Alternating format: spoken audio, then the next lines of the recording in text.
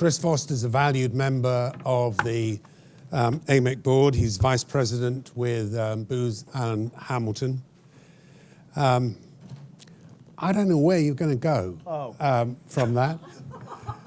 But it's going to be interesting because you've prepared your thinking, Jim's prepared his thinking.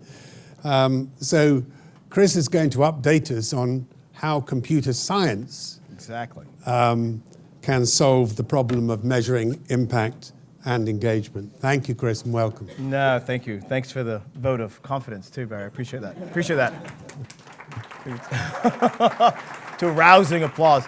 I do first want to say thank you to Jim. I will tell you that it's very sobering when Jim sort of looks back on his body of work over the last 30 plus years, and it's just a reminder to me and all of us that we truly stand on the shoulders of giants when we think about the ideas we're thinking about today bringing forward. And I think Jim's been a real pioneer, and candidly, I often refer to some of his work in some of the work we do at the firm. So thank you again for that, and I'm eager to share our perspective and what we're up to. So with that, I want to talk a little bit about what I'm referring to as return on engagement. But to frame this, I want to open with a quick video.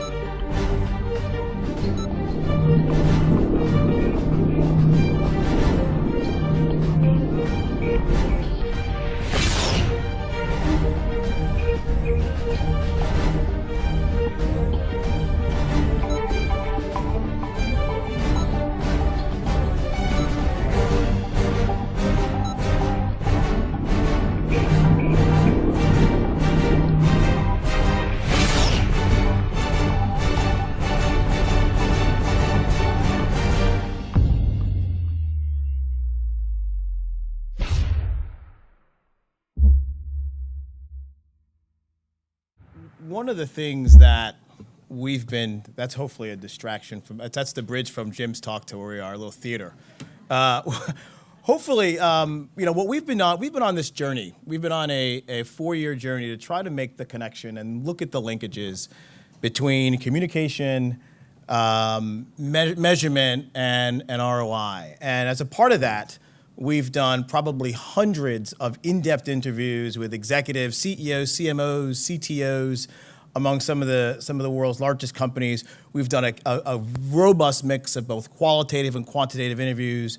We've done volumes and volumes of desktop research, and we've sort of come up with 3 themes that have led us to where we are today. The first theme is, no kidding, there really is no standardization that exists when you're trying to make the link between measurement and communication and ROI.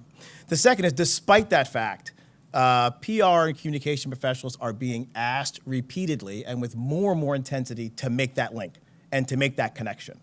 And the third is, given all that we're seeing in the trends in mobility and the trends in digital, we have access to unprecedented amounts of information that are allowing us ultimately to make decisions. And one point around data, I believe that data really is only as good as it allows a human to make a decision. I think that's important. There is a point in time which data and analytics sort of comes to an end in my way of thinking.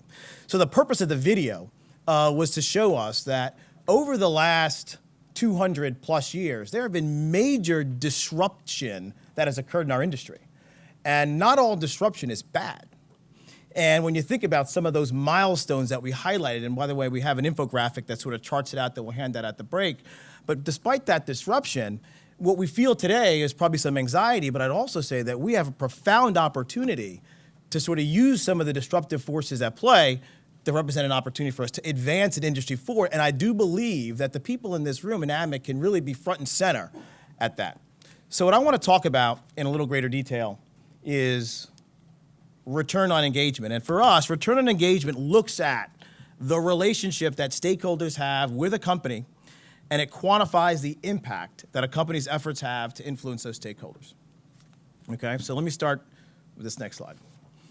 So how companies interact with stakeholders, as I think we all know intuitively, is changing. It's changing over time. It's becoming a lot more complex. More stakeholders have much more direct access to your brands, much more direct access to information, more channels for communication, more opportunities for stakeholders to discuss companies and form opinions. And what we're also seeing at the same time is companies have less and less control over these conversations. It's always funny to me when I talk to clients, and this is probably going to be like heresy in the room, but I'm already sort of fighting my way back up to relevance here. Is people say, I want you to control, generate content that we can control the content. Well, here's the deal. I don't think we can control content, right? Because the content is being created about your companies, our brands, by the stakeholders and users of that content. By the time we go off in a conference room and try to create content, there's new content that's been created in real time. So the dynamic in which we're operating in is extraordinarily complex. So what we tried to do with this model, right? So return on engagement takes all the complexity and tries to boil it down into a few core elements. And we're trying to understand who is saying what, right? How it influences a company in relationship to the company's goals and objectives. This is going to be important. I'll go back to it. What a company can do about it, how much it should spend to do that, and how it can optimize that level of spending. Right? Those are some of the key questions we sort of set out to answer in this. So at the end of the day, the model looks at three core components that in our research we found, regardless of the program or campaign or initiative, sort of seem to be constant when you're thinking about the issue of measurement. And we've worked with companies to try to align program initiatives and objectives, right? Each program has an objective. We try to align those to corporate strategic objectives. And this is an extraordinarily important point, because oftentimes as PR and communications folks, we get stuck in what the initiative, whether it's a product launch, an employee engagement campaign, whatever it may be, we get stuck in what those objectives are. And what we lose sight of is the relationship between that and the broader strategic corporate initiatives. So we try to create a pathway for measuring that and tracking progress against those initiatives so we can link back to some of the investments. And the model looks at, as I said, three things. One is the cost of investment, right? So we look at investment holistically. It includes, so when you think about, things about staff time, actual financial resources that are laid against a program. We look at impact through multiple lenses, right? An impact is through a business lens, a social value lens, a reputational lens, and then we also get time frame. One of the great things about some of the campaigns many of us work on is, it's a campaign, there's a beginning and an end, and allows us some standardization around that. Individually, these components probably provide very little value and insight. However, what we did is when you put them together and you look at the intersection, that's when we feel like we actually get to something that can be meaningful across a portfolio. And I think that's important across a portfolio. We don't try to look at, or the model that we're building and exploring doesn't necessarily look at individual programs. Because, as you go back to the earlier slide, all of our programs exist in that complex ecosystem, right? There are other things that our stakeholders are being exposed to. A lot they're generating themselves, there are competitive threats, there's advertising, different types of marketing that's going on. So all that's happening, right? So we need to look at, take a company, for example, what the impact of all that is across a portfolio of investments. And I want to share, I'm going to get deep and go into a specific example of how that actually came to life for you. So I think when you think about this ROE, think about it from that perspective. Oh, hang on. This is fun. So what I want to talk about and go into a little detail around a case study. There's a large multinational healthcare company that we've been working with around this particular model and framework as they're trying to evaluate programs that they have. So there are three steps in the ROE process that I want to talk about, right? The first is the data collection piece, which is very, very important, right? And as far as the data collection, as you're probably hearing, if you go back to the three elements you mentioned, this is very specific to companies, which I think is why the standardization question and problem is so complex, right? What may be of value or what may be important or valuable impact for Panasonic may be different for Dell. For Microsoft may be different for Apple. So I think what we've learned is we need to go deep. And we need to go deep into a company and develop a model that works for that company at that moment in time. Right, so the data collection is customized and it's normed around companies' objectives, right? The second piece is I see your eyes scrunching up there, David. I don't know if you like this or not. You probably not. I don't even challenge me. I'm sure you will. Then we want to assess the programs. In this particular example, we assess programs across corporate equity, philanthropy, sustainability, and marketing because they're all related in some way. We found that so we wanted to understand the investment across a portfolio. Right? And we interviewed program managers, we collected data in order to on all the programs, as much data as we could find, both the structured and unstructured data that our clients had, but also other data we got out there. The second was the outcomes analysis, which was really profound, because what we found is that companies norm around a set of outcomes that are sort of acceptable to them. So we conducted lots of program evaluations and met with staff and senior and middle-level executives and agencies to try to understand what some of those evaluations looked like and what was important to this particular organization. And that allowed us to develop a portfolio point of view to look for, in some cases, similarities, in some cases, some differences around where people were norming against that. We then went back to this notion of this sphere of influence. Because remember, the ROE model brought back not just internal data, there was also social listing data, which was very important, right? Because I think if you think about some of the data that we tend to get from companies, our clients, by the time it's gathered, packaged, sanitized, and presented, it's old, right? So what we did is we take some of that data and then we do more listening on the topics and the issues and the reputation drivers that are important, so I can use the unstructured and marry it with the structured, so I can really try to have a real appreciation of what's happening. And that allows us to better understand, to the extent we can, more stakeholder perceptions about key initiatives and programs. And this is where it pays off things like sentiment and velocity and health of voice. I mean, that becomes extraordinarily important, as we've seen. What you'll see in the top right, which is probably hard to see, but I can certainly hand out copies of it. The top right graphic shows the factors in this particular case of this company that are most correlated to reputation. In this case, financial performance historically had been most correlated to be a significant driver of reputation, right? So we took those correlations, we took the baseline measurement we had for reputation. We used, in the case of this, we used Bayesian belief networks, Bayesian statistics to identify and characterize and weigh and align the stakeholders, right, against the initiatives in relationship to the drivers of reputation.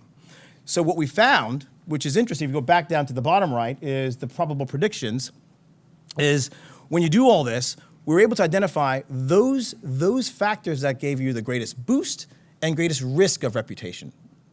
And financial performance was a good thing to do because we knew it was a constant, but it wasn't that which gave them the biggest boost or presented the greatest risk.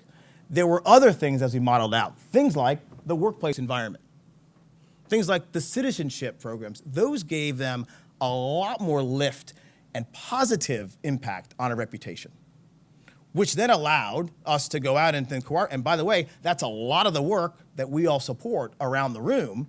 That then allowed us to look across the portfolio and see are we allocating our resources appropriately given sort of the problem set before us. For this example, before we had the ROE, before we went through the ROE analyses, a lot of the investment decisions were made on sort of a feel-good kind of a gut check kind of thing, right? Because there wasn't as much science that we found in this example for how and why decisions were being made.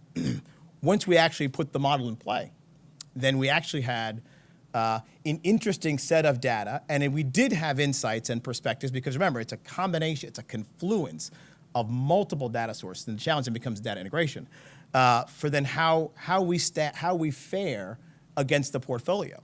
Which, in the case, in good times when money's flush, budgets would have just come out of the sky. What we found here is the evidence from this started to shape some of the resources that were allocated against programs.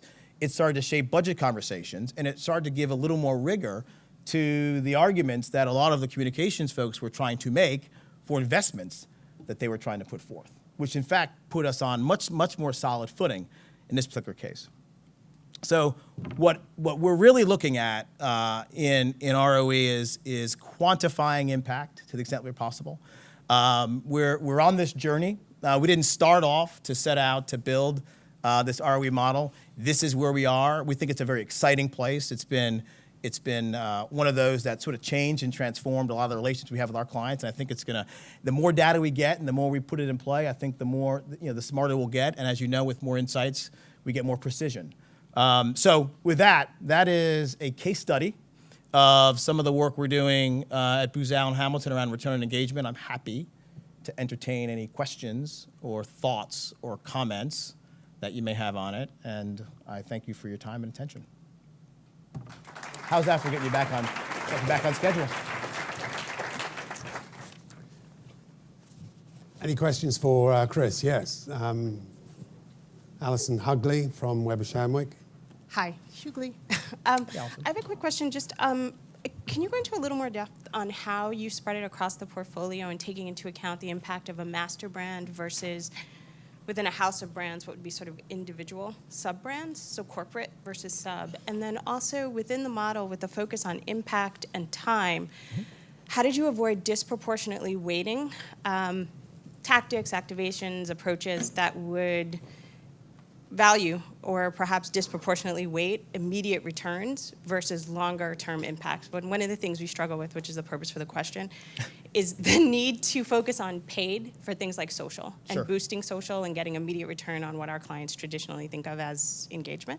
So curious how you balance what will give you immediate lift and perceived impact, but really does not have any long-term benefit on the brand. No, and thanks for the question. So I'd say two things on that. One is ROE, as I've explained it, as we're deploying it, takes time, right? It does take time. So there is no way that I can go off Friday and come back on Monday with the solution to the problem because we need a lot of data.